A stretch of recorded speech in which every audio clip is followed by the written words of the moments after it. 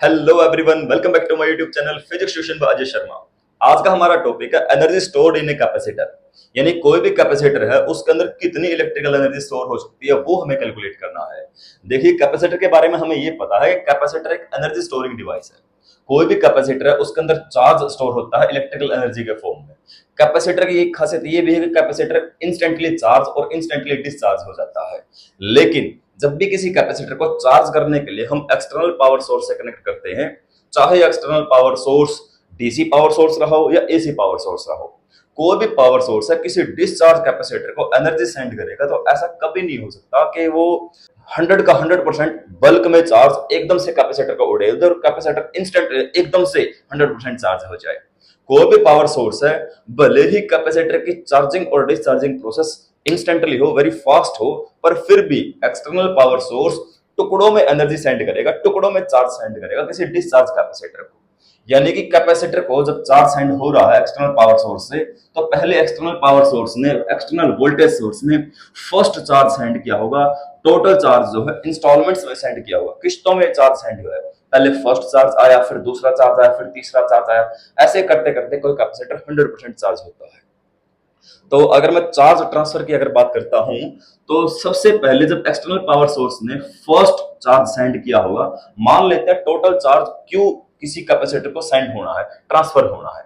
तो जो total amount of charge Q है, वो कोई भी पावर सोर्स इंस्टॉलमेंट में छोटे छोटे डीक्यू डीक्यू डीक्यू की फॉर्म में ट्रांसफर करेगा। जब फर्स्ट इंस्टॉलमेंट ऑफ चार्ज किसी एक्सटर्नल पावर सोर्स ने डिस्चार्ज कैपेसिटर को सेंड की होगी, तो सबसे पहले फर्स्ट डीक्यू चार्ज आया और डिस्चार्ज प्लेट के अंदर कहीं पर भी जाकर के स्टोर हो गया।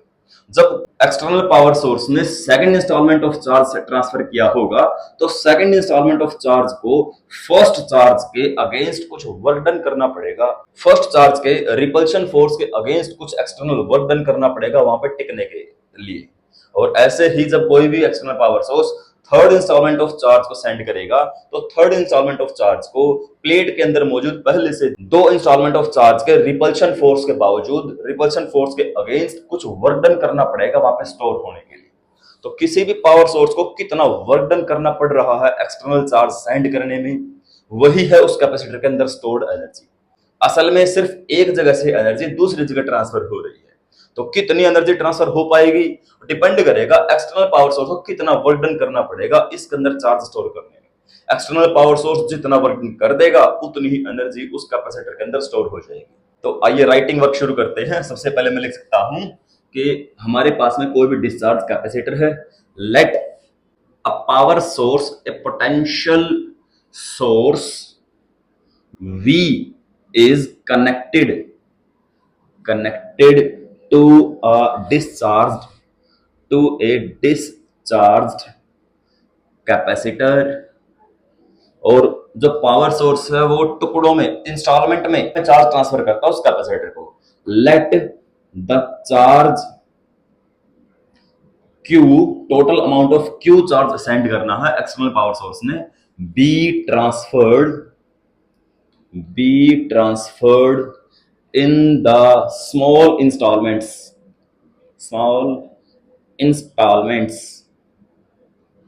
इसके बाद जब एक्सटर्नल पावर सोर्स ने first installment of charge, first dq charge send किया है, तब उसे कोई भी एक्सटर्नल वर्क डन नहीं करना पड़ा, क्योंकि वहां से पहले से कोई चार्ज मौजूद नहीं था, कोई भी रिपल्शन का फोर्स मौजूद नहीं था। तो मैं लिख सकता हूं during the transfer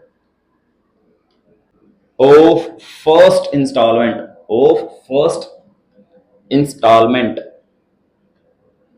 of DQ, no work has to be done by external power source। क्यों? क्योंकि कैपेसिटर बिल्कुल डिस्चार्ज था, पहले से वहां पे कोई भी पोटेंशियल मौजूद नहीं है। as the capacitor is initially discharged। now दूसरी बात क्या है? during the transfer of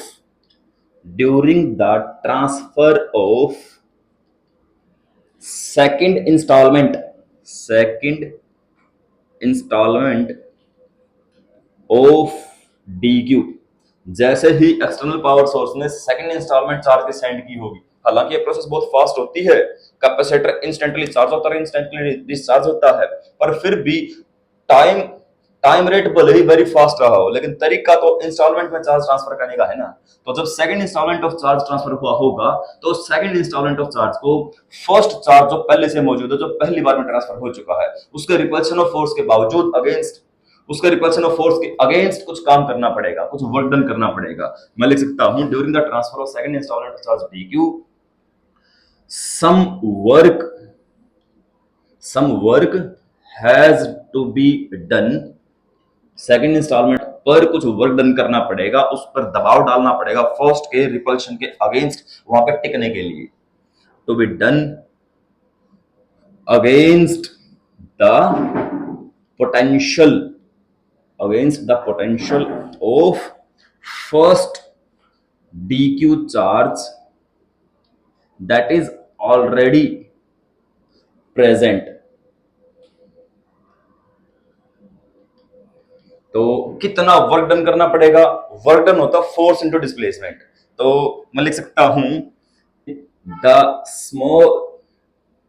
small amount of work done वो कितना होगा? स्मॉल अमाउंट ऑफ क्यों? क्योंकि अभी टोटल का टोटल चार्ज नहीं आया है। हर second third fourth instalment of charge में कुछ ना कुछ वर्क डन करते रहना पड़ेगा। वो वर्क डन हर चार्ज पर small amount of work done कितना होगा? Small amount of work done is वो कितना होगा? dw equals to work done होता फोर्स इनटू डिस्प्लेसमेंट।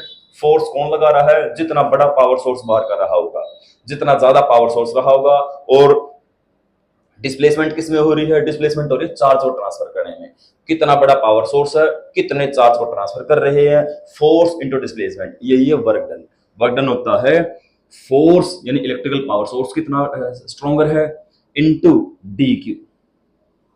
यहाँ पे कोई डायरेक्शन वगैरह कोई मैटर नहीं है कि चार्ज इस डायरेक्शन में, इस डायरेक्शन, मुझे पता है पॉजिटिव से नेगेटिव की तरफ चार्ज ट्रांसफर होता है, तो यहाँ पे डॉट प्रोडक्ट को हटा के कोस थीटा वाला कोई फंडा नहीं है।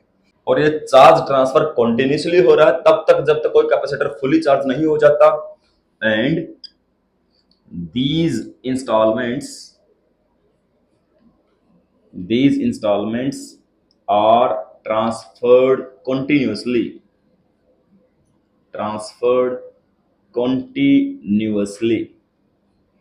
इसलिए टोटल वर्क डन कितना होगा? क्योंकि चार्ज ट्रांसफरिंग प्रोसेस कॉन्टिन्यूसली है, इसलिए जब तक कैपेसिटर फुली चार्ज नहीं होता, इसके अंदर चार्ज लगातार ट्रांसफर होता चलेगा। ये पैरेलल प्लेट कैपेसिटर की first plate positively charge and second plate negatively charge हो जाएगी, और इनके बीच में सेटअप हो जाएगा इलेक्ट्रिक फील्ड E, और ये इनका सेपरेशन डिस्टेंस D। तो मैं लिख सकता हूं net work done in charging the capacitor fully totally charge करने के लिए मुझे कितना वर्क डन करना पड़ेगा? वो हो जाएगा small amount of work done का इंटीग्रेशन हो जाएगा V इंटू डी क्यू का। तो और अगर इंटीग्रेशन को सोल्व करूं तो small amount of work done का इंटीग्रेशन हो जाएगा नेट वर्क डन, और अगर इस तरफ से इंटीग्रेशन को सोल्व करूं तो V मुझे पता है as Q equals to CV। तो V की वैल्यू क्या हुई? इसलिए V हुआ Q डिवाइड बाय C। तो मैं V की वैल्यू यहाँ पे Q बाय C से रिप्लेस कर सकता हूं। Integration of Q divide by C into d Q. और क्योंकि हमारा चार्ज, हमने जो टोटल चार्ज सेंड किया था वो स्मॉल q से रिप्रेजेंट किया था, तो उसको कैपिटल Q के बजाय मैं लिख सकता हूं Q बाय C। तो इसलिए नेट वर्क डन हुआ। अब मुझे Q by C into d q का इंटीग्रेशन करना है। इंटीग्रेशन में कॉन्स्टेंट टर्म आ जाएगी बाहर। कौन सी टर्म कॉन्स्टेंट है?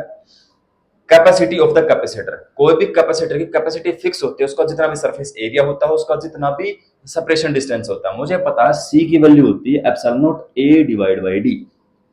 मैं कितने बड़े या कितने छोटे कैपेसिटर को चार्ज कर रहा हूं उसकी कैपेसिटी फिक्स होती है, तो इसलिए C आ जाएगा बाहर 1 बाय C इंटू Q। अब देखें Q कांस्टेंट था या वेरिएबल था? क्योंकि कैपेसिटर के अंदर जीरो से नेट फुली चार्ज होने तक चार्ज है जो लगातार ट्रांसफर हो रहा है। पहले थोड़ा चार्ज, फिर थोड़ा ज्यादा चार्ज, फिर और ज्यादा चार्ज, ऐसे करते करते फुली चार्ज। तो चार्ज की वैल्यू 0 से मैक्सिमम तक चेंज हो रही है। मैं लिख सकता हूं Q का इंटीग्रेशन होगा कहां से कहां तक, फुली चार्ज होने तक। और अगर Q का इंटीग्रेशन सोल्व करता हूं तो नेट वर्क डन आ जाएगा 1/c into integration of Q आ जाएगा Q² डिवाइड बाई 2। तो अगर इसको सोल्व करके लिखते हैं, नेट वर्क डन या फिर एनर्जी ही है work done. This work done is stored in the capacitor in the form of its electrical energy. Electrical energy E equals to W equals to half of Q² by C। ये हुई net electrical energy. मैं लिख सकता हूं this work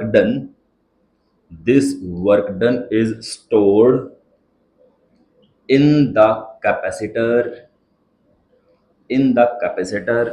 in the form of its electrical energy।